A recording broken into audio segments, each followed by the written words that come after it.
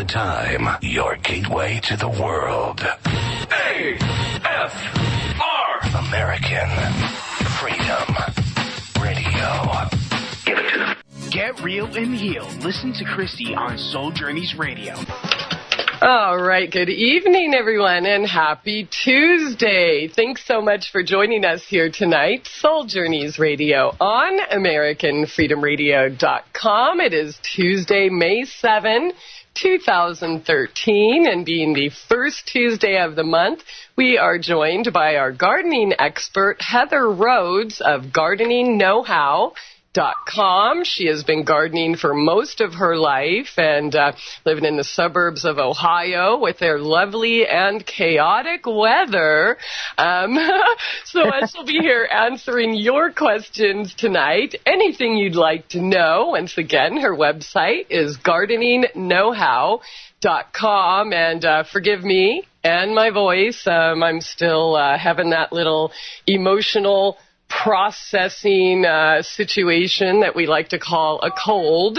But hey, I'm not going to just, close it off and say it's just a cold. I realize that I'm 100% responsible for these symptoms. So here we go. If you have any questions or comments tonight, please feel free to give us a call at 218-339-8525. That's 218-339-8525. And if you'd like to join us on the text chat, that's over at souljourneysradio.com. It's so good to have you here tonight, Heather. How are you doing?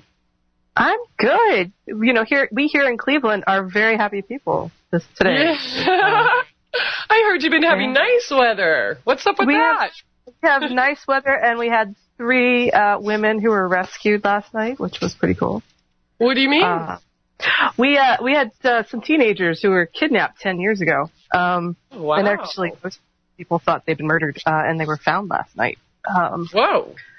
So, yeah, it was pretty exciting for everyone who's grown up in Cleveland and has grown up. Wow. So all 3 of them, were they in the same place for the last 10 years, or? Uh-oh. Okay, please don't tell me we're getting those little bugs here. Are you there, Heather? Huh. Okay, I don't hear anything. Maybe it's just me. Let's see. What do you hear?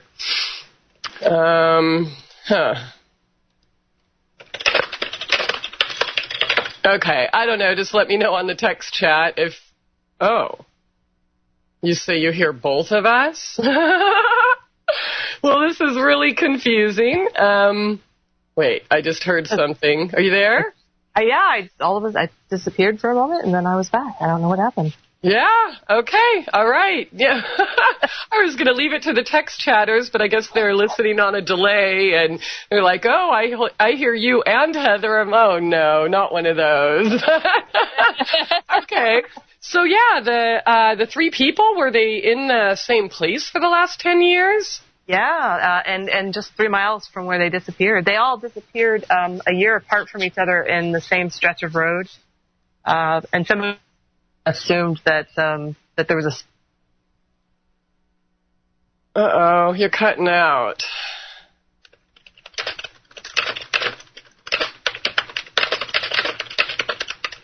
Huh. Okay, I guess we are having some connectivity issues. And it's going to be hard to do a show with Heather if we can't hear her. So give us just a moment here, and we will figure out how to get her on where we can hear her. But I don't know about you. I'm kind of interested in this drama. I'm sure many of you know I don't watch TV. Definitely don't listen to the news. So I'm always the last to know when cool things like that happen. But, oh, okay, it looks like somebody posted an article on the chat, but anyways, I know we're supposed to be talking about gardening tonight, and I just want to let you know, if you are a retardener, that's another name for me, the retarded gardener who plants things and years later completely forgets what they are. You can even send her some pictures and have you help her, or have her help you with that. I've, one of my beautiful plants I've had for, I don't know, I think at least 4.5 years in a container. I've carried it with me, and it's been absolutely just, I mean, it's so beautiful. It's in bloom now, so everybody always asks me, oh, what plant is that? I'm like, I have no idea. So Heather finally solved that for me. We're going to try to, okay, I don't know, Heather, if you can hear. Okay, I see. We can. Okay, we'll try her here again, but maybe we'll just, oh, you're back. Okay, can you hear, honey? Hello, I hear you. Do you hear us?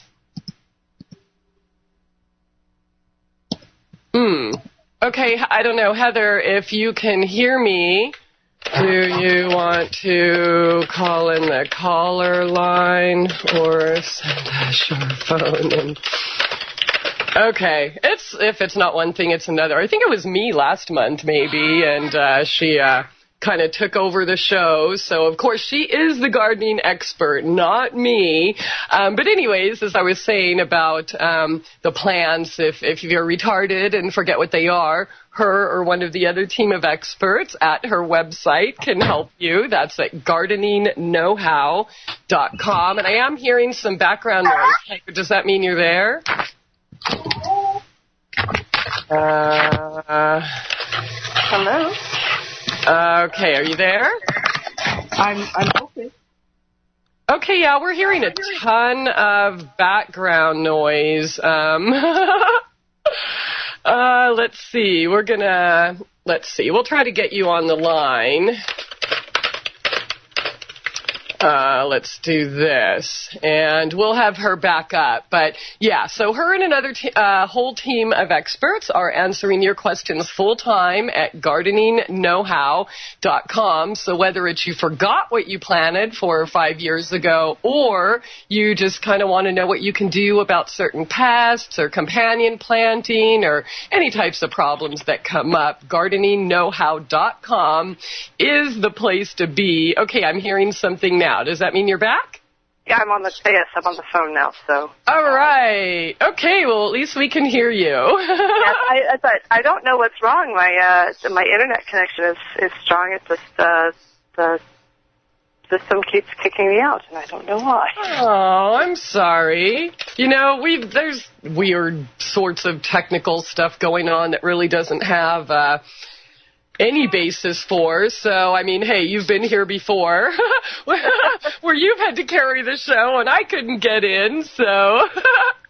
But, yeah, and actually that's okay. As I said, I'm not the expert. You are, so I'd much rather listen to you on these gardening shows. But, hey, I know we were kind of getting off on a tangent here. At least I was trying to. I kind of wanted to hear a little bit about that situation. I don't watch news or, anything like that myself. So you said 3 people disappeared, not together, but around the same time, and they were all found in the same place?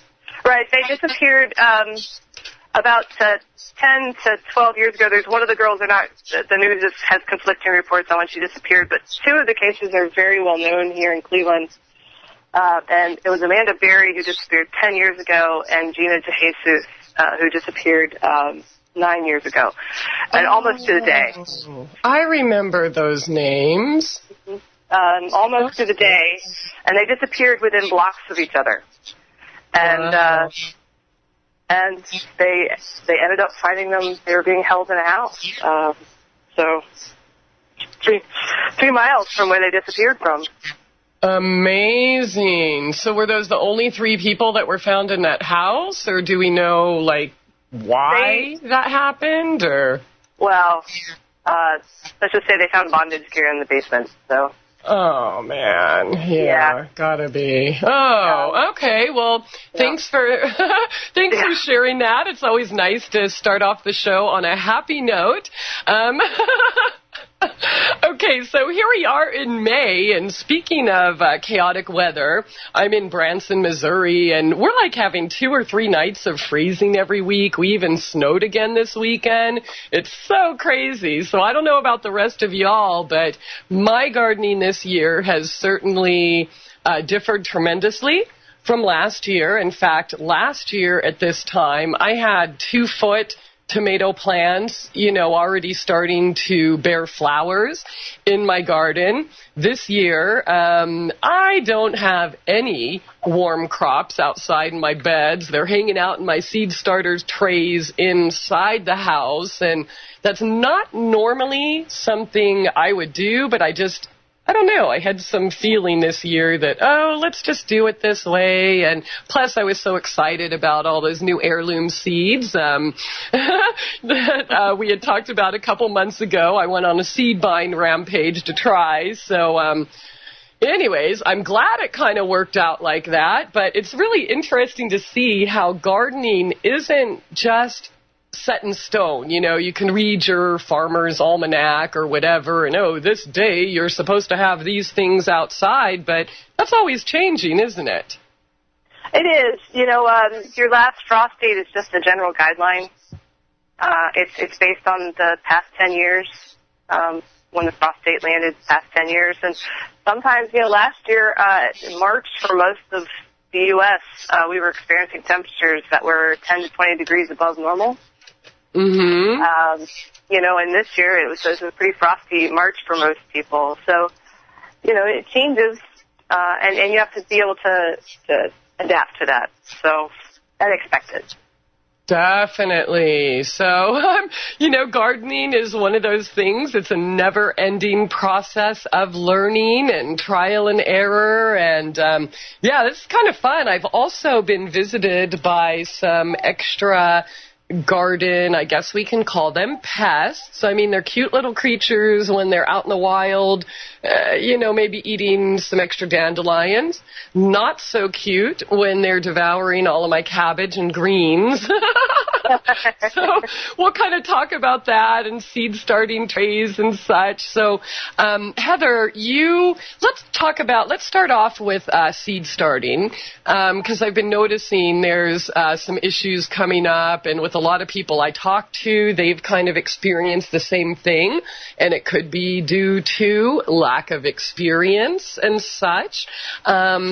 Or other things, but I've noticed when I've tried, I guess the reason I don't really start too many seeds inside in the seed starter kits is because I don't really have good luck with them. There always seems to be some hairy, fungus, moldy type thing growing on top, even when they are under lights and not too wet.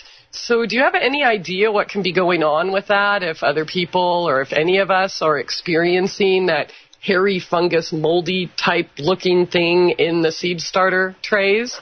Yeah, that is actually a pretty common problem when you're starting seeds. And it is caused by moisture, but it doesn't mean you have too much moisture. It just means that too much moisture is getting trapped, near the surface of the soil. To be honest, a fan fixes that problem pretty quickly. Not to mention, when you put a fan on your seedlings, it makes them stronger anyway. Okay. So, just put a fan on gently. It'll help with, a fan helps with a whole bunch of problems you may experience with starting seeds indoors, such as little, soil gnats, or, those little flies that fly around sometimes in potting soil. With funguses like that, it helps prevent damping off. And it also makes for stronger seedlings just because it gives them a little bit of a tougher environment, and so they grow a little bit stronger to cope with that environment. Okay. I noticed this year they seem to start off real nice and strong, but I don't know. I'm definitely not an expert, but I'm feeling that they're not as happy as they could be. Well, it is hard indoors to, get enough light on plants, especially if you're just relying on windows, and so, if your temperatures are warm enough during the day and they're just not warm enough at night, you might just want to try, you want to harden them off first, but get them acclimated and then try taking them out during the day and bring them in at night so they get a full dose of sunlight. The larger they get, the harder it is for them. Also, if you're using seed-starting soil, you do need to remember to fertilize. Once you see the first true set of leaves. That's something a lot of people forget about. They use seed-starting soil, and seed-starting soil has no fertilizer in it. And that's to keep the plants from being burned when they first emerge. Okay. But if you haven't fertilized, then they get pretty weak pretty quickly because they don't have any food. So. All right, that makes sense. What kind of fertilizer would you recommend for the seed-starting kits? If you're, starting seeds, compost tea is good. Take some compost, soak it in some water, use that to water your plants once or twice a week, and that should give them enough nutrients to make them happy for the haul until they get put in the ground outside where they can seek out their own nutrition. Okay, so I'm sorry, what kind of fertilizer? A compost tea. It's just like it sounds. Take compost, put it in water, let it soak for a little while, strain it out, and you have compost tea. Okay, well, I've got tons of that. Definitely buckets and buckets of compost. In fact, I have a funny story I'd like to share, but I hear the music, so hang on. We'll get to that after this short break. Stay tuned, everyone. Heather Rhoades of GardeningKnowHow.com here on SoulJourneysRadio.com. It's time to get real and heal. MyTrueEssence.net would like to tell you about Modifiland brown seaweed extract. It's composed of an elementally rich seaweed called laminaria. It takes 40 pounds of laminaria to make just 1 pound of Modifiland. There's nothing else like Modifiland. It is the richest in alginate, fucoidin, organic iodine, and lamarian. Alginates are the most effective organic element in nature that enable the body to rid itself of heavy metals, radioactive elements, and toxins. Fucoidin is an extremely effective anti-cancer substance found abundantly in brown seaweed. Organic iodine is the greatest protection for the thyroid offered by nature. Laminarin aids in the prevention and treatment of cardiovascular disease. Go to www.mytrueessence.net and click the Modifiland banner to get started on your path to rich health today. Also check out the Healing Shop for proven essential oils, medicinal teas, and even health coaching. It's time to get real and heal. Go to www.mytrueessence.net. Get real and heal. Listen to Christie on Soul Journeys Radio. No rules. No rules. No taboo topics. No taboo topics. No fear of doom. No fear of doom. We are American Freedom Radio. American Freedom Radio.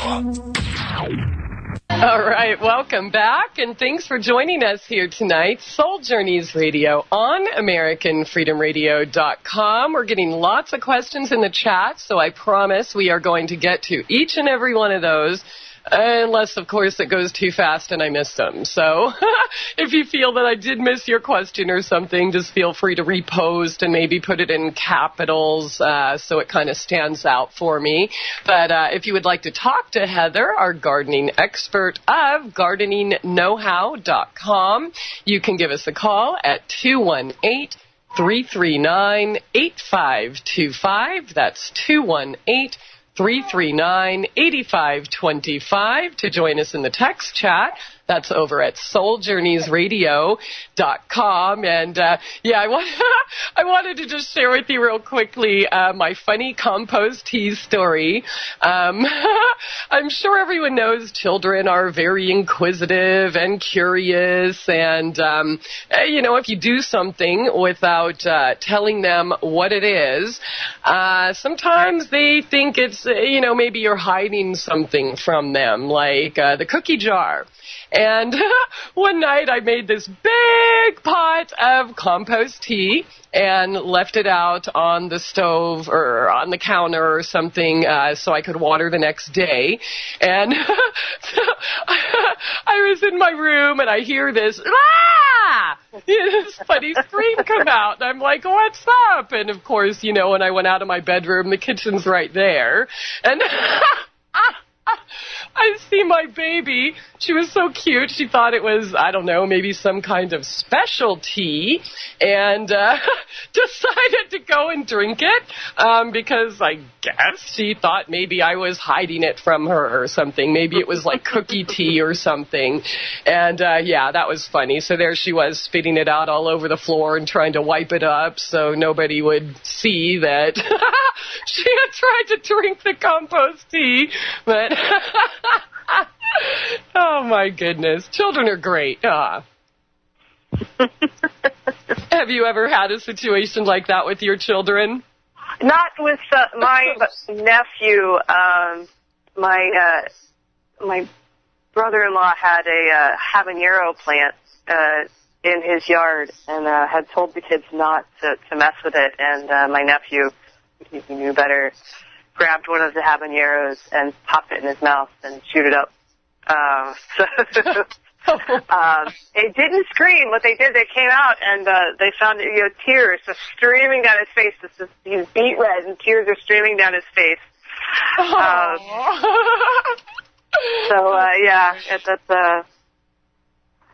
They can definitely get into things that they're not supposed to, and they learn important lessons. Yeah. The pepper thing reminded me of another one regarding wasabi, but hey, we'll save that for another show. I'm sure you can figure out the rest. We're here to talk about gardening tonight and hopefully troubleshoot some of the issues it appears that we are all having. So let me see. What was the next question we got here? Okay, somebody was asking about, in regards to fertilizing, they asked about Miracle Grow. What are your thoughts on Miracle Grow? I'm not categorically against Miracle Grow. I do think home gardeners have more of an opportunity to explore organic methods. I can understand that, putting in a vegetable garden is hard work, and sometimes you want to hedge your bets. If you're going to use Miracle Grow, a couple things you need to realize about it. First of all, use it responsibly. A little bit goes a long way, and more is not better. More is actually why chemical fertilizers are such a problem. The second thing is that sometimes plants can get kind of like addicted to Miracle Grow because they're so used to getting that extra nutrients, they kind of get lazy and looking for their own. So when that Miracle Grow goes away, the plants, you can actually see them not perform as well for a while, if you're using it on perennials and long-lived plants like that. So keep that in mind too. The chemicals that are used in it, it's really a personal choice.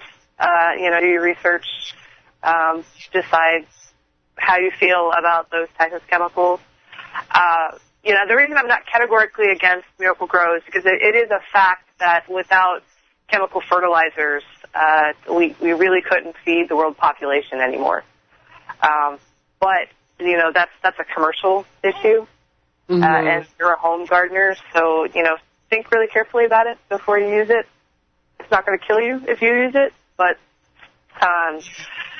it does have its downsides, and you have to weigh those downsides against the positives of rapid plant growth. So. Okay. All right. Well, fair enough. I personally, I'm not big on that myself. But hey, it's, gardening is a personal thing. So whatever you want to do, just, stay out of my garden. Yeah, that's right. Use all the DDT you want. Just, stay away from my garden. Yeah, and I said, if you're a home gardener especially, just, use it responsibly. Don't go dumping that stuff everywhere. And that's part of the reason why chemical fertilizers do cause so many problems.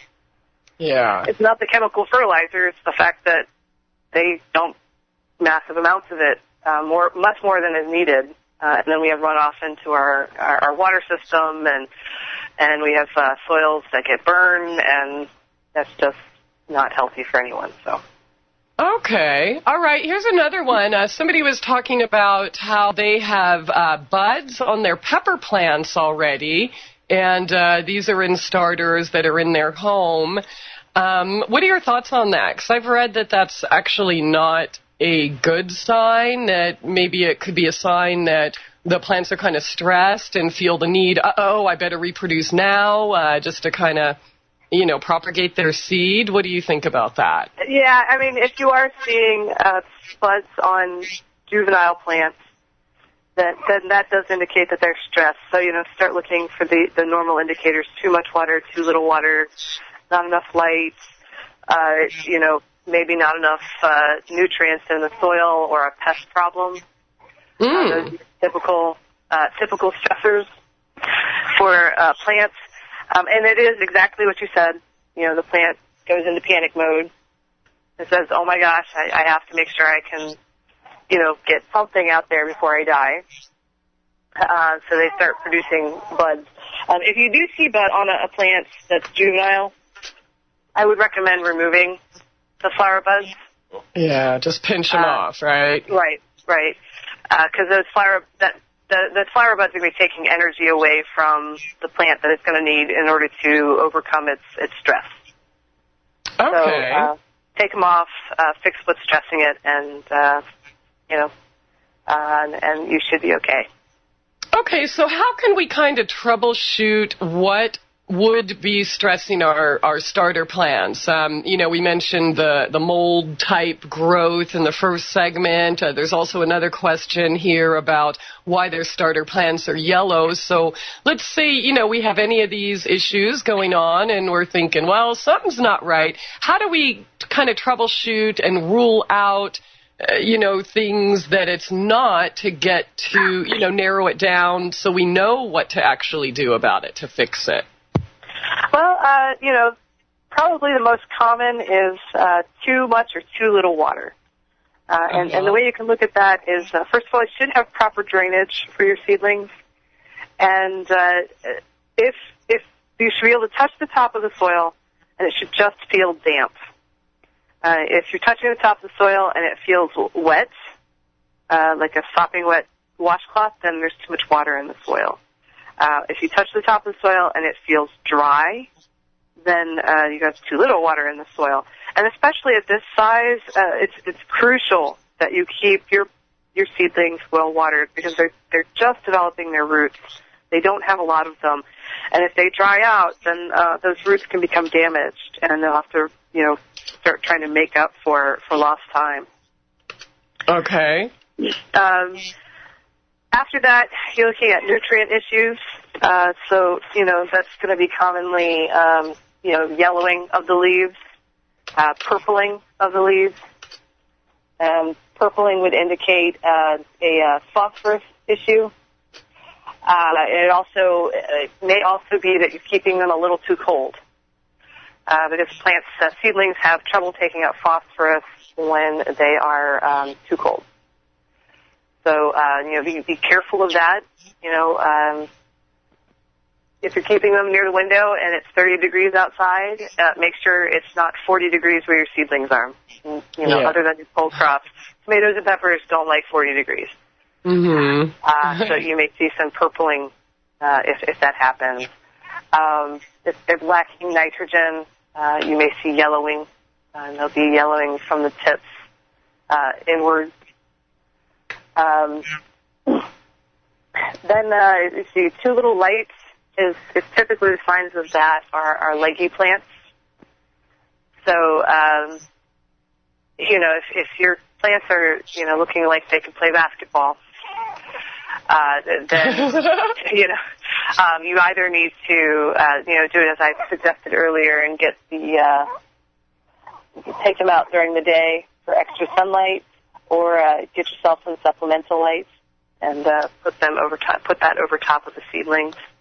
Okay, so I know many of us women, we feel that we have to be like super tall and skinny, like supermodels, but when it comes to starter plants, they should probably resemble more Jabba the Hutt.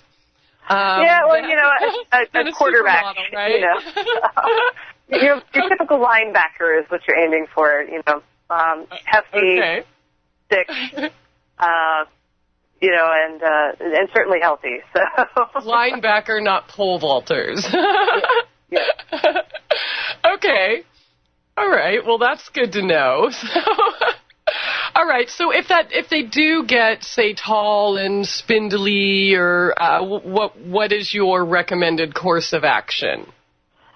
They get tall and spindly, then like I said, see about getting them outdoors. The sunlight that your plants can get outdoors, even in shade, is much stronger than they'll get in your house, even in the brightest window. So, okay. Try to get them outside, or you can also, get some supplemental light. You don't need to get a plant light for seedlings. You can get your typical fluorescent bulb and just get that within a few inches of the seedling, and that should give some supplemental light to them. In the past, I've used shop lights hung just a few inches over my seedlings, and it works really well. Okay. Now, somebody said, what if my starter plants are all yellow? What does that mean? Well, yellow is one of those things that just means that your plant is stressed. So it's really hard to say from just they're all yellow. It could be any one of those issues that I've talked about so far. So you kind of just have to go through the checklist. Am I watering too much? Am I watering too little? My gut reaction, if the entire plant is yellow, is nutrients. If they don't have any nutrients. Okay. All right. But that doesn't mean that's the only reason that can happen. Okay, I've read and I've also seen with my own eyes just to kind of test it on houseplants.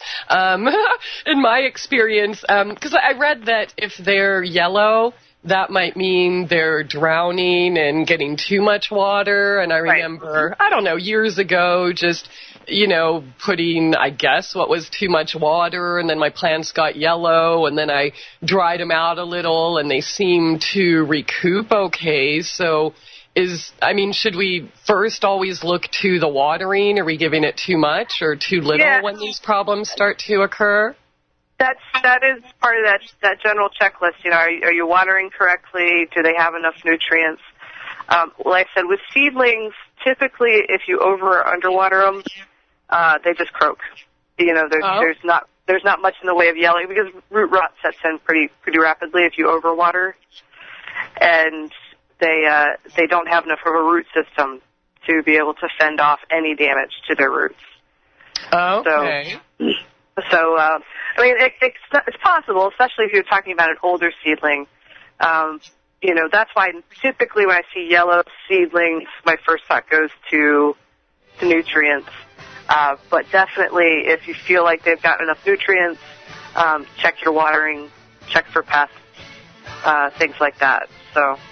All right. Well, very good advice there, but it is that time. We have to take a short break, so hang on. Stay tuned. We will be right back with Heather Rhoades of GardeningKnowHow.com here on SoulJourneysRadio.com. It's time to get real and heal.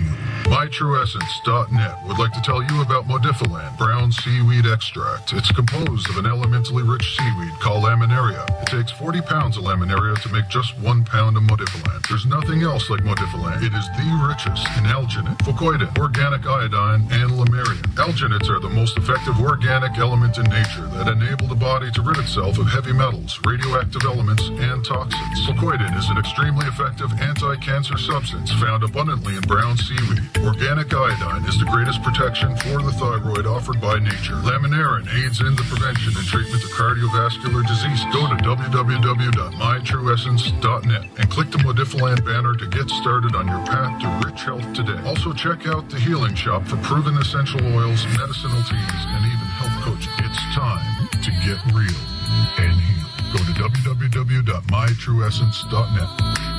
Get real and heal. Listen to Christie on Soul Journeys Radio. Yo, what's up? Check this out. The voice of the revolution. American Freedom Radio. American Freedom Radio.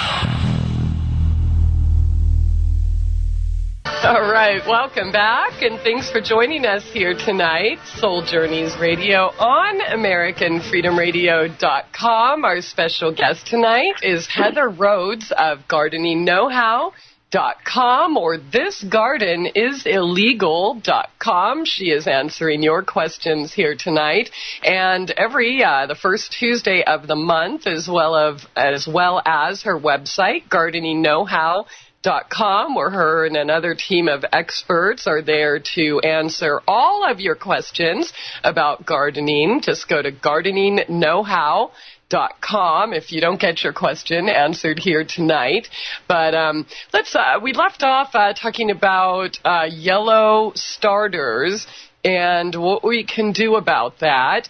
And there were a couple questions. Do you have anything else on that you want to share? No, I think we're good. I think you covered it. All right. Here's a couple questions that are kind of related. One says, so it's not too soon to fertilize seedlings, only 2 weeks old. And I think, someone else said, when should we fertilize our starters? So, yeah, once you start seeing true leaves on them, and for those who don't know, true leaves, the plants start out with baby leaves, cotyledons, I believe is how you pronounce it, leaves first, and then they get the leaves that you're familiar with on the plant, which is called their true leaves. So once they get their true leaves, you're okay with giving them a weak fertilizer. You don't want to go full blast, but give them a weak fertilizer, and continue to give them a weak fertilizer until you get them into your garden. I was reminded today, one of my friends came over and she's starting her first garden. And when you're first starting your garden, it can be a little intimidating, and there are no stupid questions.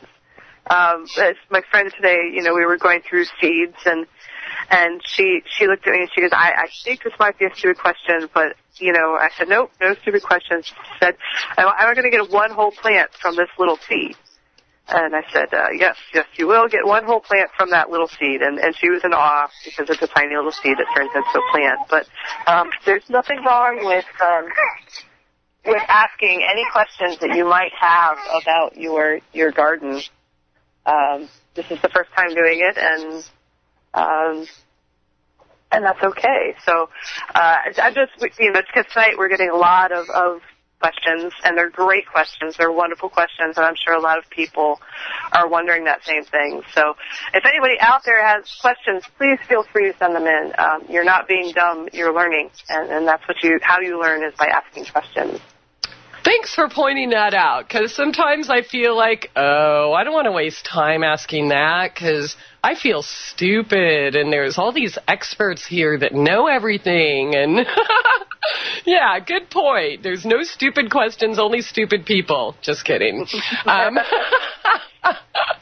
Okay, I'm glad your friend is starting to garden for the first time this year, yes. And it's just one of those things. I think you just get in and do it and then see what happens, and then you know what to do or not to do for next year. And and you keep figuring out what not to do and what to do for next year for the rest of your life. Yeah. Yeah, it doesn't end after the first season, that's for sure. Okay. Let's see. So the fertilizing seedlings, you said, so after they get their first true leaves is optimal time to fertilize seedlings. Yes. And like I said, you want a weak fertilizer. You do not want a full-strength fertilizer on them because their roots are very delicate. So. Okay. So that's why you suggest compost tea. Right. Okay, now in regards to compost tea, somebody asked, can you soak old half-decomposed leaves in water to create compost tea? I would say yes. Part of those leaves, if they're half decomposed, then they're half compost. So, there's certainly nutrients that you can get out of them. And there's nothing that says you can't make compost tea. Throw the leaves back on your compost pile and let them finish the process. Yeah, definitely. Okay, and I also know this person juices, so I pointed out juice pulp. And, I think pretty much everyone, I think so. Everyone I know eats.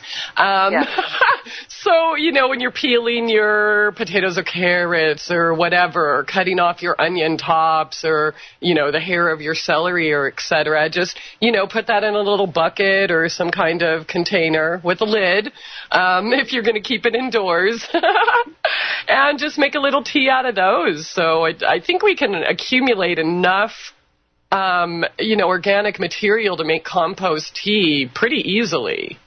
Mhm. Yeah, I mean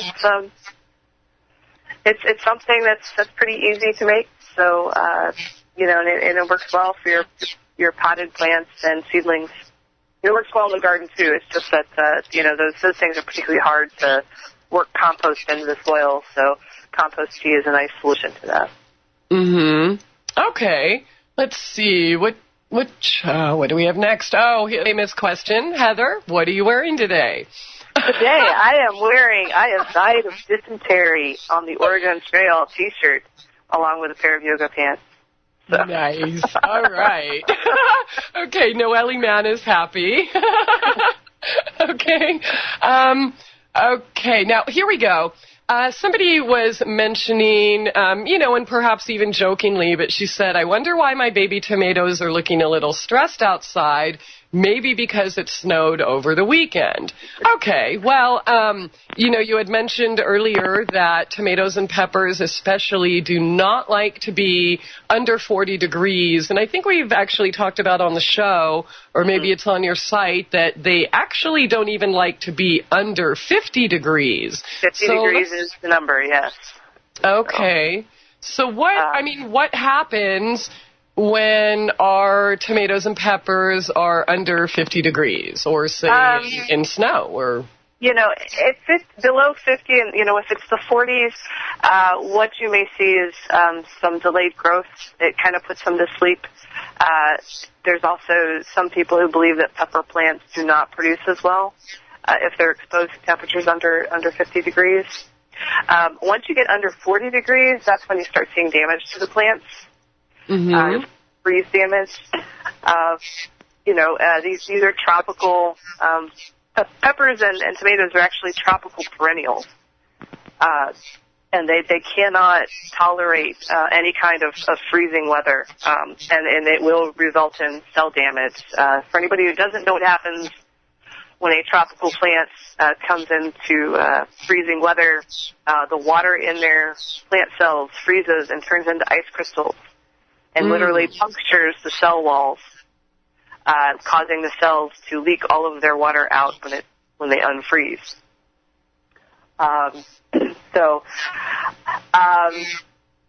If it snowed and they were in some sort of,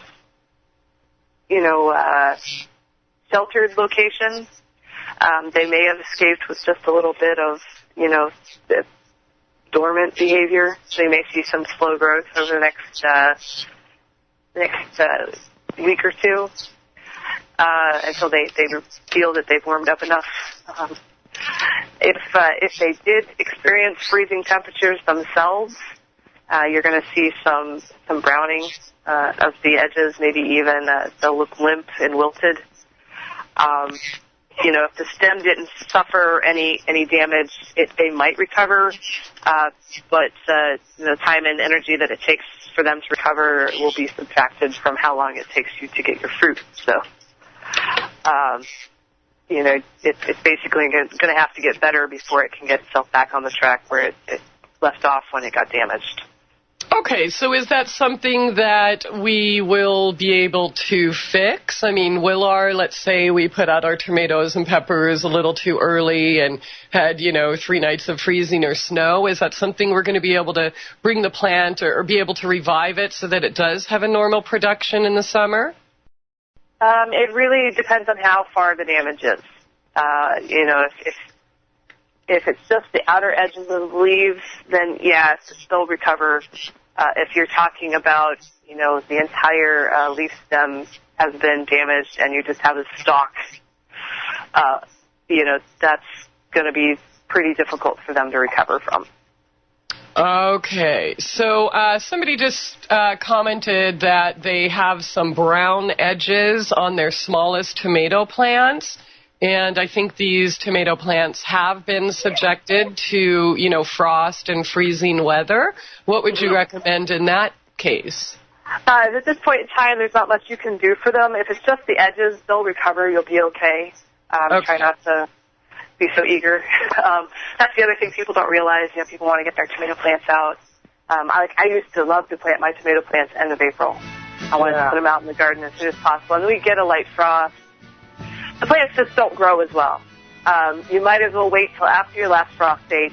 They grow better in heat anyway. They don't grow well until it gets, in the 70s anyway. So you might as well just wait. Keep them in your house. Keep them protected. Put them out when the weather gets warm. Okay, honey, let's talk a little bit more about that after this short break. So stay tuned, everyone. We will be back in a few short minutes. Heather Rhoades of GardeningKnowHow.com here on SoulJourneysRadio.com. It's time to get real and heal.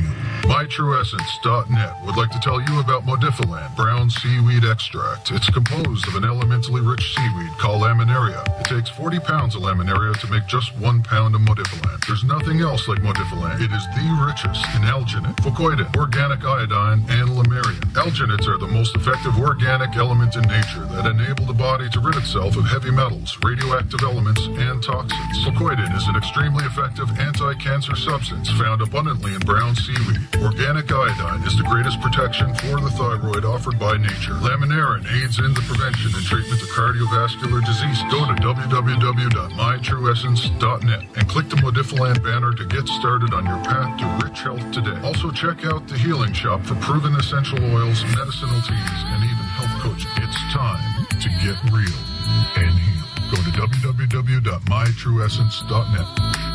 Get real and heal. Listen to Christie on Soul Journeys Radio. No rules. No rules. No taboo topics. No taboo topics. No fear of doom. No fear of doom. We are American Freedom Radio. American Freedom Radio. All right. Welcome back. Top of the second hour here tonight. Soul Journeys Radio on AmericanFreedomRadio.com. And we're getting lots of questions and issues to talk about here in the text chat. So if you'd like to join us, that's over at SoulJourneysRadio.com. If you would like to call in and talk with Heather, the phone number is 218-339-8525. That's 218-339-8525. Again, her website is gardeningknowhow.com, or her blog is thisgardenisillegal.com. And you better watch out, because I think last month we heard she planted some illegal yellow tomato seeds. So, goodness. Okay, so let's see. We left off talking about temperatures on plant tomatoes and peppers and what we can do about it. So I guess you're saying traditionally those types of warmer crops that have been exposed to under 40 or even 50 degrees traditionally produce less than those that we wait and put out after the temperatures are above 40 and 50? Yeah, it's peppers in particular don't produce as well if they've been exposed to temperatures under 50. The real problem is that they just don't grow well. So they just kind of languish in the ground, and they kind of, kind of like you or me on a cold, drizzly day. We don't want to do anything when we're outside. Neither do the tomato and pepper plants. So they much prefer heat. And once it starts getting warm, whether you plant them out, at the end of April, or you, at least say in my area, if I plant them out at the end of April, or I plant them out at the end of May, their growth rate, by the time we get to the end of June, they're about the same size plants. So rather than risk, and anybody who's had volunteers in their gardens knows that. You don't see the volunteers until, the end of May. And then by the end of June, they're as big as the plants that you started in the house. So, Yeah, so true. We've talked about that before, and, you said slow down, and that's something I've been working on, which is why I think I shared with you all last month that I basically filled up my tomato and pepper bed with greens and heads and roots just to, kind of trick myself into not putting them outside because, well, there's no room. But, I had to do it that way to force myself because, you get that first, nice day in March. And it's like, plant tomatoes and all these things. I can't wait. I'm going to be eating by May 1st. But you're so right. The ones we put out there and the ones that, volunteers or the ones we wait till the right time, they end up catching up and in many cases producing way more than the ones that we put outside a little early. Right. It's not worth the risk of a late season frost that may very well take out all of your plants. There's no benefit in it, Sure, if you want to go out and you want to get one of the water walls and use the cloche, and you can certainly do those things. But if you're putting out 10, 20 plants, that's a lot of work. That could have just been saved by planting 3 or 4 weeks later. Okay. Well, I guess the next question kind of goes along with what we're talking about right now. That was the 2-part question where they talked about fertilizing the starters. And then they said, and how long should they be indoors before we put them out? Your general rule of thumb is 6 sets of true leaves. Okay. Will be tall enough. So 6 sets or 6 leaves? Like if they, they grow in the same spot? 6 sets. Oh, okay. So 12 leaves then. Yeah. So that's for plants that have the opposite, like opposite leaves, like peppers and tomatoes. For your squash plants, it would be 6 leaves because of the set for them as a single leaf. Mm-hmm. So, but that's generally when you want to get them out in your garden. Younger, they can go out a little bit younger. Once you get 1 to 2 sets, they technically can go out in your garden. Certainly, I know I see them at garden centers that fall. And they'll be okay. They're just a little bit more delicate at that size. If you wait till 6 sets, they deal with the handling of being transplanted better. Beyond that, again, you can transplant if they're bigger than that. It's just that keeping them in, a seedling condition, which is typically small pots and, weak fertilizer, it becomes more difficult, to keep them healthy. Okay. All right. We have some more questions, but it looks like we have a caller on the line, so let's get to them first. Area code 480. Welcome to the show. Hey, thanks for taking my call. Geothermals, no matter what climate you're in. I'm down here in Mesa, Arizona, and I just wondered if you had any advice as far as digging down and utilizing the microclimates that you can create with geothermals. Well, I've never dealt specifically with geothermal, but certainly microclimates are something that exists in almost any garden. With your particular situation, dealing with geothermal, it's almost a situation where you have to kind of, experiment a little. So if you have a location that you have an active microclimate, start with plants that are just one zone out of your area, and then keep working. Although you're already in Arizona, so you're pretty high up on the zones there. It's just something you still think you're gonna have to test. Buy a test plant, see if it survives the season. And if it goes well with that one, go another zone up, plant that test plant, and see how it goes.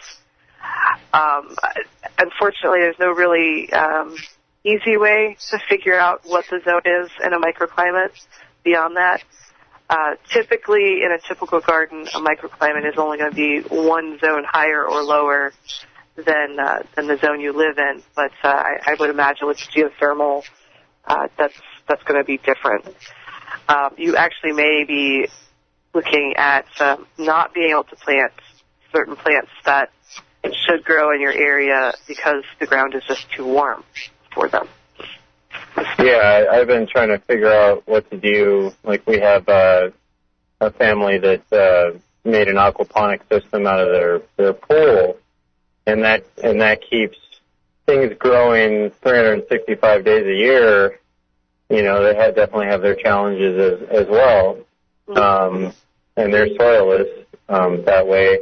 But we have just a very small, like 700 square foot L-shaped backyard, and we're hoping to lower the grade down like 2 feet, and then take, create a pond below that.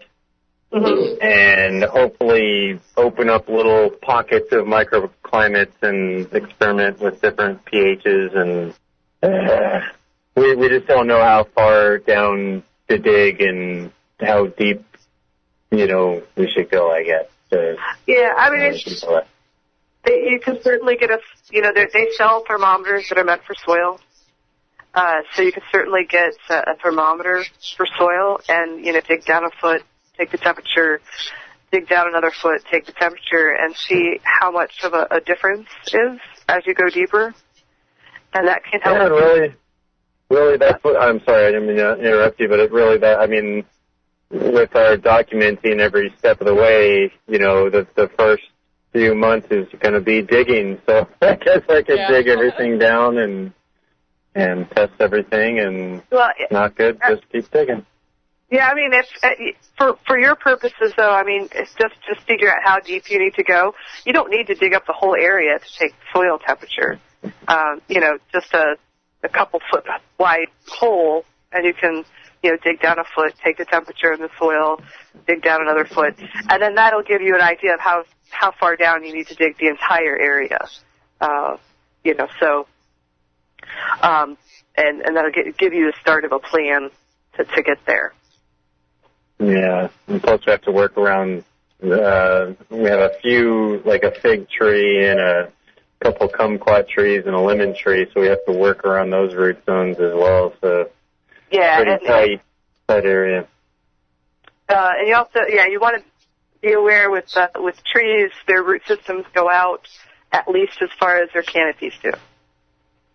Right. So if we keep their canopies trimmed back, we can also control their yield that way, but we can control our root zone pretty much too. Their roots are going to go out to where they naturally would have had their canopy out to. To where they would naturally. Right. That doesn't mean that if you're cutting back the canopy, that means that they need less of a root system. So, if you're going to be root pruning essentially by digging, that's okay too. Just don't get too overzealous with it. A lot of people think that trees' root system are contained with like 2 feet of their trunk, and that's not the case.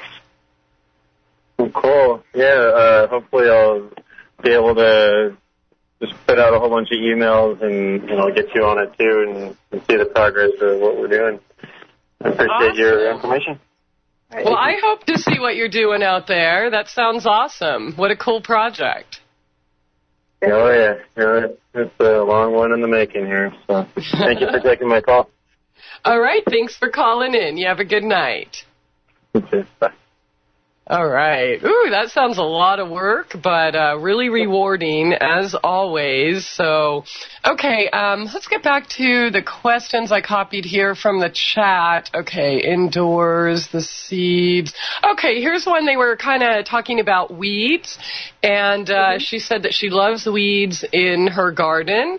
Because there are reasons for weeds being in the garden. And I know, we're kind of taught that they're our enemy and that they'll compete for nutrients and such, but isn't it true that many, if not all, weeds actually not only take nutrients but are providing nutrients? And is it maybe possible that at least some weeds are beneficial to keep in our vegetable or fruit gardens for that purpose? Well, it's not so much about the nutrients in the soil. They do tend to compete with our plants for nutrients. There are some that put nutrients back into the soil, such as your clovers and things like that. But more importantly, if there is a school of thought when it comes to leaving weeds in your garden.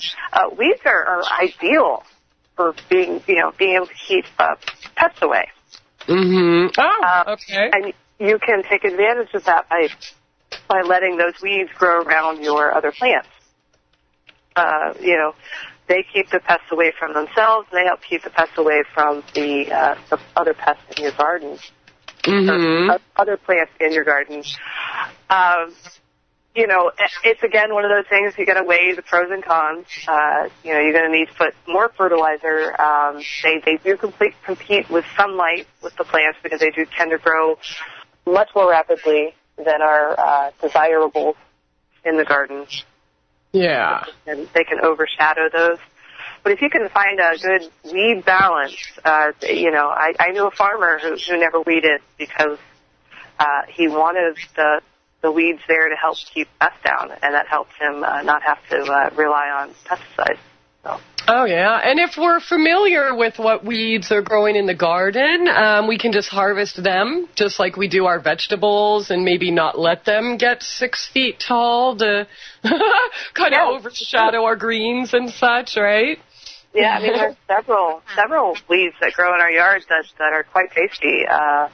We've talked about purslane before in the past. I had a wonderful patch of purslane, and my mother-in-law came weeded the entire thing for me, and I was very sad. I hate it when that happens.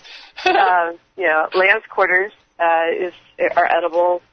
Garlic chives or garlic onions, wild onions are edible. There's dandelion greens; those are certainly edible. We have a lot of weeds that grow in our yards that are edible and tasty and healthy. Yeah, definitely. I actually, when I moved here, I probably mentioned this last year, but I transplanted weeds from my little place in the forest to bring with me here, specifically to keep in my garden, because, I want lamb's quarters, and I want mullein, and I want chickweed, and, all of these things. So, okay, well, so as anything, there's such a thing as too much. But in, I guess, moderate amounts that they can definitely help you in your garden. So I like that. All right. Now, somebody commented, they said that their compost is not breaking down that well. What would you suggest for these types of issues? Compost is, if it's not breaking down, there's going to be several reasons. You may have a poor ground to green balance. Okay. So you can take a look at that.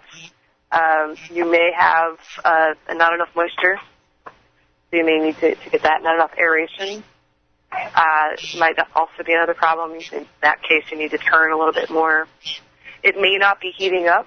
That bacteria, that beneficial bacteria that helps to break it down and heat up the soil or heat up the compost may not be there. So there's a lot of things that could be causing it. Okay, I hear the music, I'm sorry, so hang on, and we will discuss this further after these few short minutes. Stay tuned, souljourneysradio.com. It's time to get real and heal. MyTrueEssence.net would like to tell you about Modifiland brown seaweed extract. It's composed of an elementally rich seaweed called laminaria. It takes 40 pounds of laminaria to make just 1 pound of Modifiland. There's nothing else like Modifiland. It is the richest in alginate, fucoidin, organic iodine, and lamarian. Alginates are the most effective organic element in nature that enable the body to rid itself of heavy metals, radioactive elements, and toxins. Fucoidin is an extremely effective anti-cancer substance found abundantly in brown seaweed. Organic iodine is the greatest protection for the thyroid offered by nature. Laminarin aids in the prevention and treatment of cardiovascular disease. Go to www.mytrueessence.net and click the Modifiland banner to get started on your path to rich health today. Also check out the Healing Shop for proven essential oils, medicinal teas, and even health coaching. It's time to get real and heal. Go to www.mytrueessence.net. Get real and heal. Listen to Christie on Soul Journeys Radio. Welcome to the world's meeting place. American. It's practically narcotic. Freedom. Oh, yes. I like very much. Radio. You're an American institution. American Freedom Radio. All right, welcome back, and thanks for joining us here tonight. Soul Journeys Radio on AmericanFreedomRadio.com. Our special guest tonight is Heather Rhoades of GardeningKnowHow.com. That's GardeningKnowHow.com, answering all of your questions tonight. And it's one of those crazy little maze going on here where I'm just like, God, I want to put the stuff outside, but I'm too scared. So anyways, I'm learning well, but we ended up we left off talking about compost and why it's not breaking down that great. And one of the things you said was you need a mix of brown and green material. Yes. Moisture. That's what you want to have a balance of about 4-to-1 browns to greens. Okay. And browns to greens are pretty easy to figure out. Typically, browns are brown and greens are green. So, browns are going to be things like leaves and straw, newspaper, while your greens are going to be grass clippings, weeds that you pulled from the garden, food scraps, and manure. So that needs to be in balance. Typically, you can also tell if you're getting a smell from your garden or from your compost. That'll also indicate if your browns or greens are out of whack. Oh, okay. So a healthy compost pile shouldn't smell. Right. You should not be holding your nose when you go back to your compost pile. If you're smelling your compost pile, then your browns to greens are out of whack. Okay. That's interesting because my compost pile, no smell at all, but my compost buckets that I have, at the back door next to my kitchen, they smell. But, of course, that's just all green stuff. It hasn't been mixed yet. And, wait till those are filled and go dump them. And it's like, yay, no smell again. That's it, exactly. You just don't have your proper brown to green in your compost bucket. So. Yeah. Okay, well, let's talk about, in regards to compost, people were sharing different ways that they compost, and I'm sure you probably know I used to have compost bins that we built, which were perfect. I am still using just a pile myself. Is there any hard and fast rules besides the brown-green ratio, moisture, etc., going on with compost, or can compost piles be as effective eventually as, compost bins? It's just a matter of how long it takes for it to break down. A compost pile, if you're turning a compost pile, sure, it can do just as well as a bin. And turning a compost pile is not that hard. You get your pitchfork out there and you make tossed salad, basically. Mm-hmm. And even if you don't toss it, eventually everything breaks down. Yeah. That is the nature of the world, is that, when things die, they break down. They compose, or decompose. Mm-hmm. So, the difference between a pile of bin and one of the I guess a more formal bin where you have a plastic bin that you might go buy, is just how well they can put together all the things needed to do to compost rapidly. Yeah. So I think for any whether you're using a compost pile, a compost bin, or a compost tumbler, you still have to keep those general things in mind. Brown to green ratio. It needs to stay moist. You need to have the bacteria. So, you try throwing a couple handfuls of dirt in there too. If you're finding it's not breaking down as quickly as you would hope, that'll get that bacteria in there and start multiplying. Make sure you're getting your aeration in there. And no matter how you're composting, eventually it ends up as compost. Yeah. One cool thing, I guess, about having a pile, especially if you have enough room in your yard, you can mow it. So that'll chop it all up and make it break down sooner. And another thing, as you said, that things are going to compost no matter what. It doesn't really matter how you're doing it or if you have this perfect little bin with a turner or not. Last fall, my neighbors were raking all of the leaves and everything from their yard. I'm like, dude, just throw them over on my property. I'll use them. And at the time, I did intend on raking them and putting them into my compost pile, but life kind of took over, and that never happened. So I decided just to leave them there.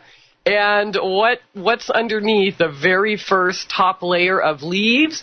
Beautiful, rich, dark black, just amazing soil, which actually worked out perfect because I ended up extending my garden to the little spot in the backyard. I have a little bit of sun, and it was easy just to kind of rake it in there.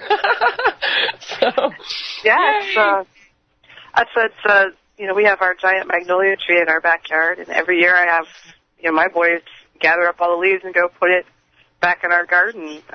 It serves to suppress the weeds over the winter, and then come the spring, it's mostly broken down, and we're ready to plant in it. So. Awesome. Okay, so in regards to leaves, I think a little bit ago you said, leaves are good, as far as bringing in beneficial bugs and such, but at the same time, it also provides a place for not so beneficial bugs, to harbor them. For example, my big mulch pile and such, it's great, it works, but I've been noticing this year, I think I talked with you about my roly-poly and slug problem that I got, because I provided so many places for them to hide. I don't know. This year, it's like full-on battle, and funny thing, there were like 3 other comments in the chat, what can we do for slugs if we don't like killing them, or another one, how do I get rid of slugs? Someone else mentioned killing their roly-polies, so apparently I'm not the only one with those issues this time, so yeah, man, let me tell you, I know we've talked about roly-polies before, and they normally feed off of dead material, but when you are into, the trillions, they're going to eat live material, too. Yeah, they completely decimated my cabbage, and then slugs started showing themselves, and they completely decimated, not completely, let's say about 60% of my greens that were big enough to eat. And it's war, man. It is war. I talked to the head slug the other night, and he was brave enough to come up to my door. He was 5 inches long, and I'm like, dude. I almost thought about waking up Dean and saying, hey, I know you love that salt trick, but I just decided to have a talk with them and let him know this is war. You can have this food. This food is for me. I'm not going to kill you this time, but I'll tell you, anyone else in my bed, you are going to die. It appears that conversation may have helped somewhat, believe it or not, because there has been no extra destruction in my green bed. since that conversation. But I'll tell you, last week I went crazy. I just grabbed like a ton of DE and 90,000 heat units, cayenne pepper, and mixed that all up, and I dropped bombs everywhere. So, what could we do for these things? I think they're resistant to neem oil, aren't they? Yeah, the DE is a good solution. Eggshells are too, but for the person who doesn't want to kill them, and I'm sure you're a wonderful and kind person, but kill them. Once you get them in your garden really bad, you just kill them. But you can try copper wire, around your beds. Putting those around the tops of the beds. They for some strange reason, when slugs touch copper, they get an electrical shock. So copper wire, you can try that. If you want to go for if you're just not looking to kill them yourself, but you don't mind them dying, you can do things like invite the neighborhood kids over and actually it's even better than that. Get yourself buy them a beer. Yeah, buy them a beer. That's always the classic, beer in a pan. But you can take a cantaloupe, eat your cantaloupe. You got the cantaloupe, a half shell. Set that up on the ground with just a little bit of room underneath. And the slugs will crawl in there in the morning. And then Mr. Raccoon, or crawl in there during the evening, and Mr. Raccoon will come visit your garden looking for tasty snacks, and will eventually come upon this cantaloupe shell, and we'll turn it over and find a feast inside. That's a good idea. We make everyone else fight with each other. Oh my gosh, now I'm sounding like Washington, D.C. The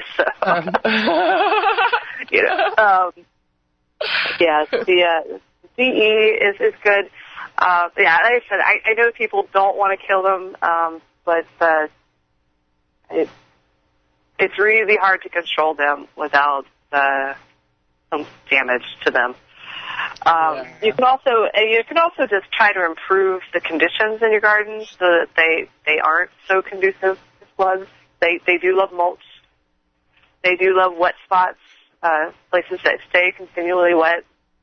So think about if you're having problems with slugs and you're using mulch in your garden, consider moving to straw instead.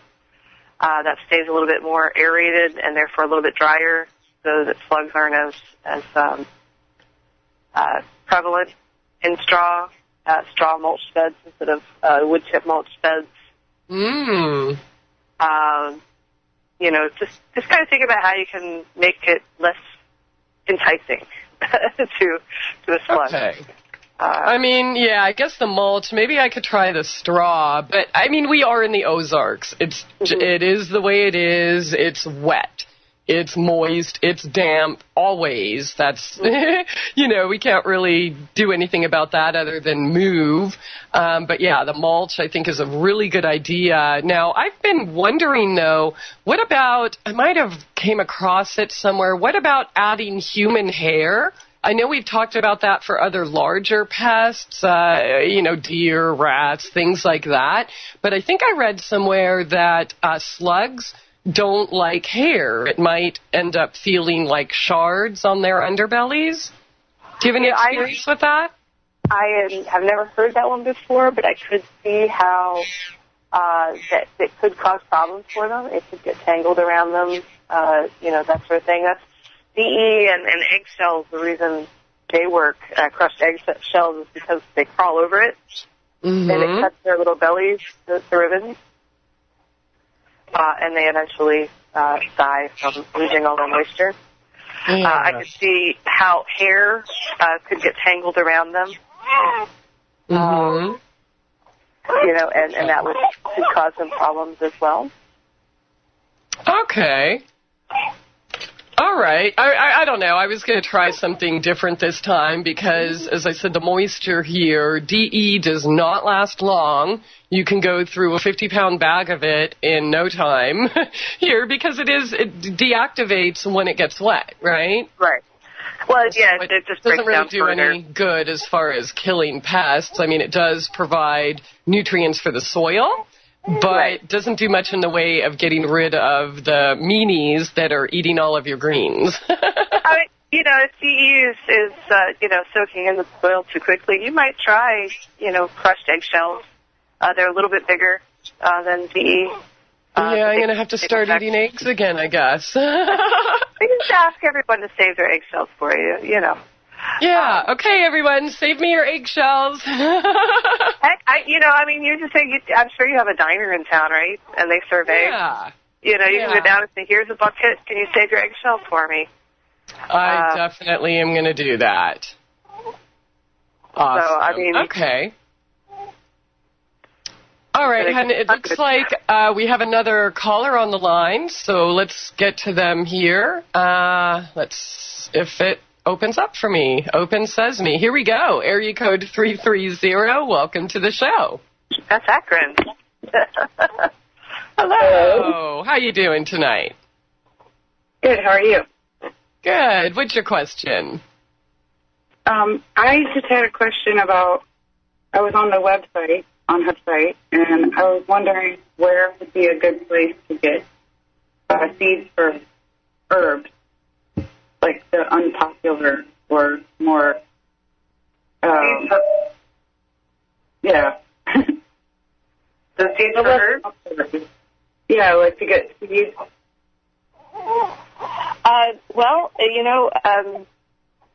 I always talk up Baker's Creek. I love them because they have a good selection. Seed Savers Exchange. They're organic and they have a great selection as well. If you're a beginner in the gardening world, I would actually recommend with herbs that you start out with plants. I'm so sorry, ladies. Hang on here. We will get back to your call after this short break and continue this conversation. We will be right back. SoulJourneysRadio.com. It's time to get real and heal. MyTrueEssence.net would like to tell you about Modifiland brown seaweed extract. It's composed of an elementally rich seaweed called laminaria. It takes 40 pounds of laminaria to make just 1 pound of Modifiland. There's nothing else like Modifiland. It is the richest in alginate, fucoidin, organic iodine, and lamarian. Alginates are the most effective organic element in nature that enable the body to rid itself of heavy metals, radioactive elements, and toxins. Fucoidin is an extremely effective anti-cancer substance found abundantly in brown seaweed. Organic iodine is the greatest protection for the thyroid offered by nature. Laminarin aids in the prevention and treatment of cardiovascular disease. Go to www.mytrueessence.net and click the Modifiland banner to get started on your path to rich health today. Also check out the Healing Shop for proven essential oils, medicinal teas, and even health coaching. It's time to get real and heal. Go to www.mytrueessence.net. Get real and heal. Listen to Christie on Soul Journeys Radio.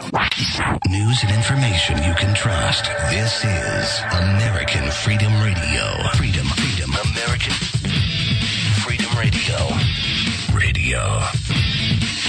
American Freedom Radio.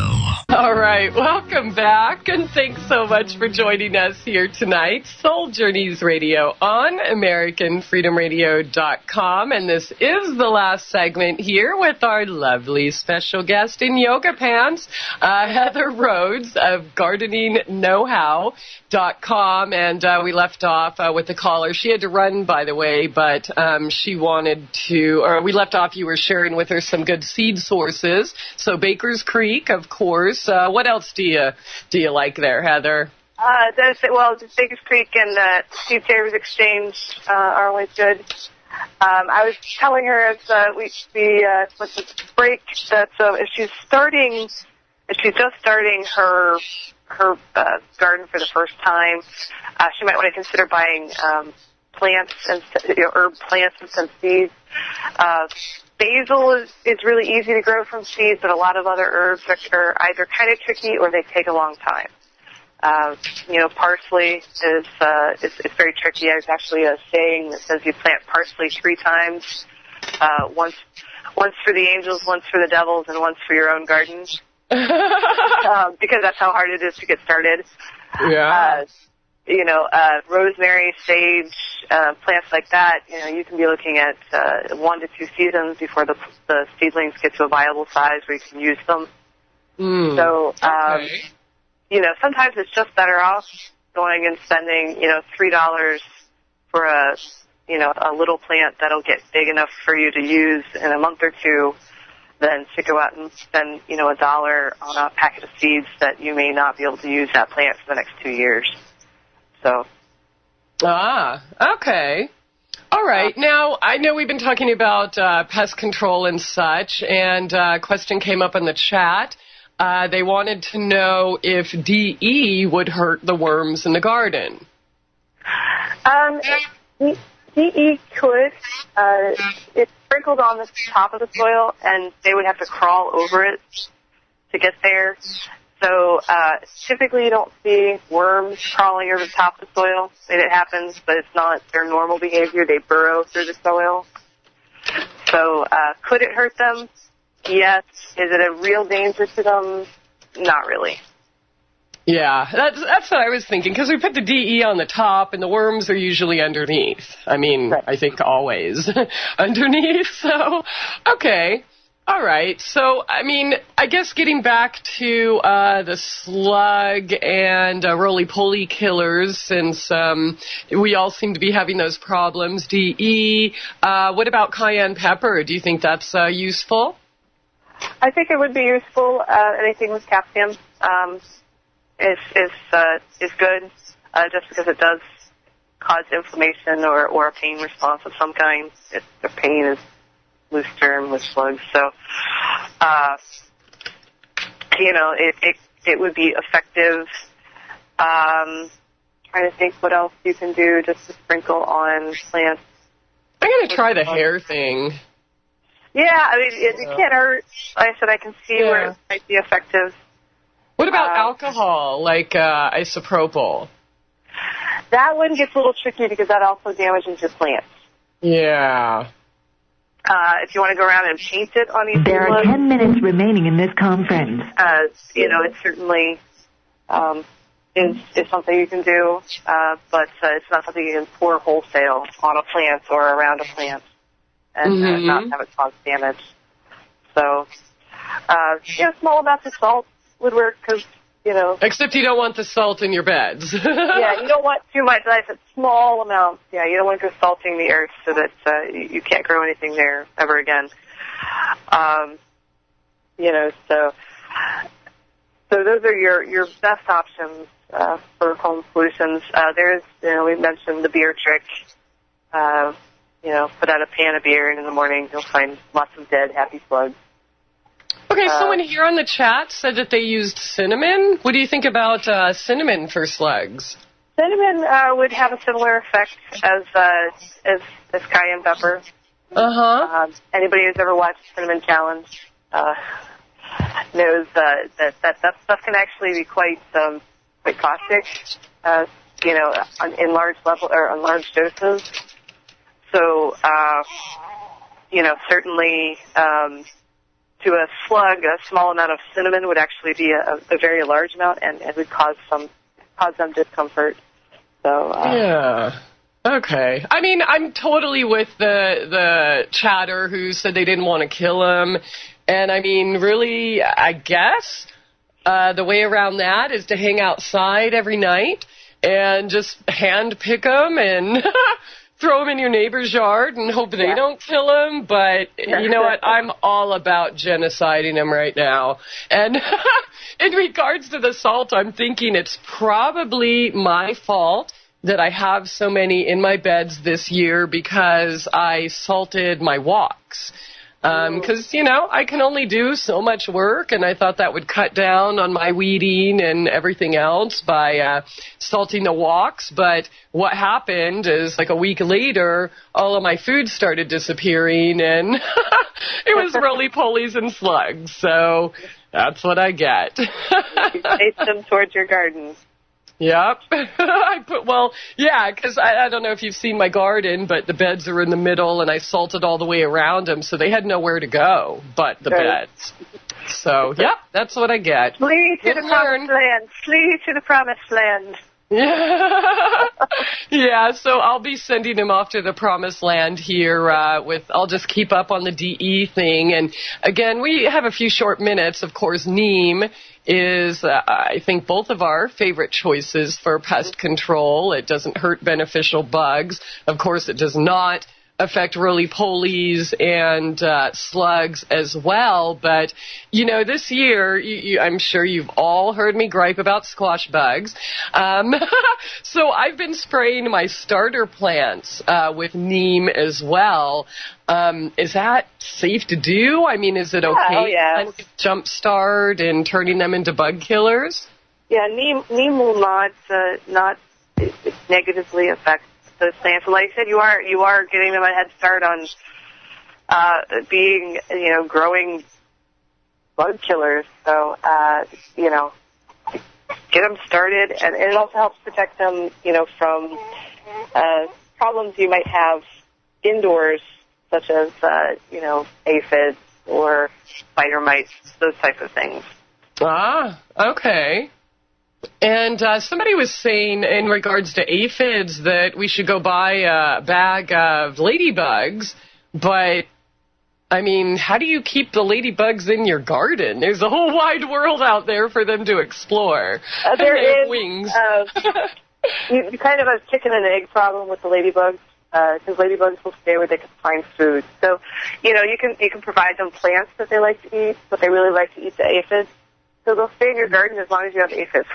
Oh, okay. So how do we know if we have aphids?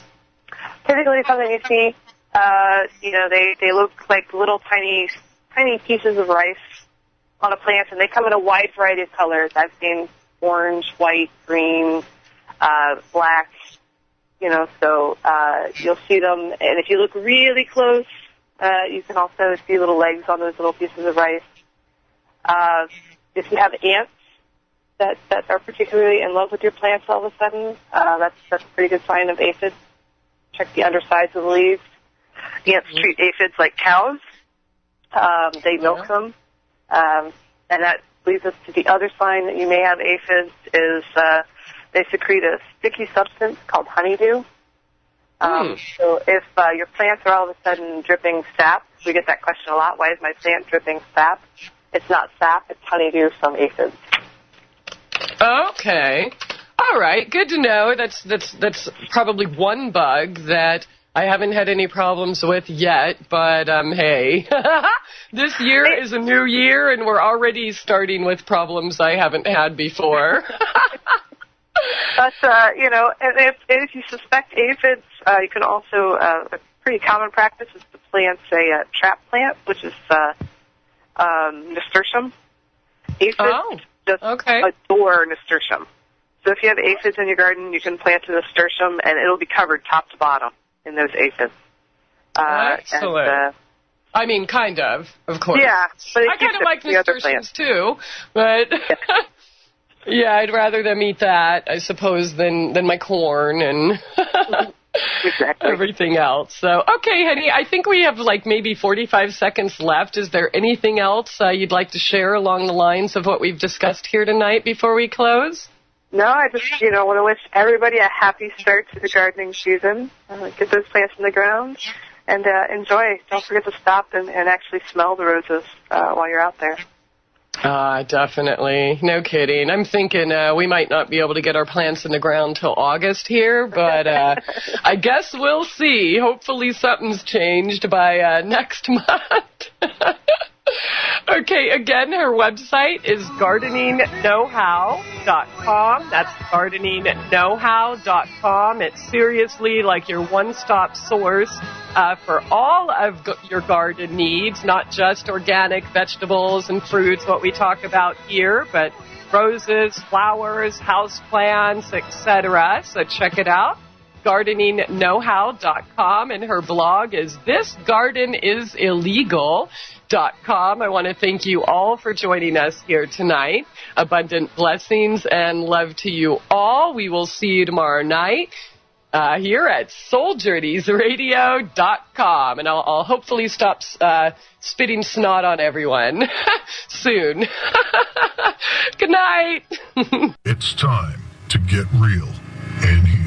MyTrueEssence.net would like to tell you about Modifiland brown seaweed extract. It's composed of an elementally rich seaweed called laminaria. It takes 40 pounds of laminaria to make just 1 pound of Modifiland. There's nothing else like Modifiland. It is the richest in alginate, fucoidin, organic iodine, and lamarian. Alginates are the most effective organic element in nature that enable the body to rid itself of heavy metals, radioactive elements, and toxins. Fucoidin is an extremely effective anti-cancer substance found abundantly in brown seaweed. Organic iodine is the greatest protection for the thyroid offered by nature. Laminarin aids in the prevention and treatment of cardiovascular disease. Go to www.mytrueessence.net and click the Modifiland banner to get started on your path to rich health today. Also check out the Healing Shop for proven essential oils, medicinal teas, and even health coaching. It's time to get real and heal. Go to www.mytrueessence.net. Get real and heal. Listen to Christie on Soul Journeys Radio. You're listening to the future of talk. American Freedom Radio. This is American Freedom Radio.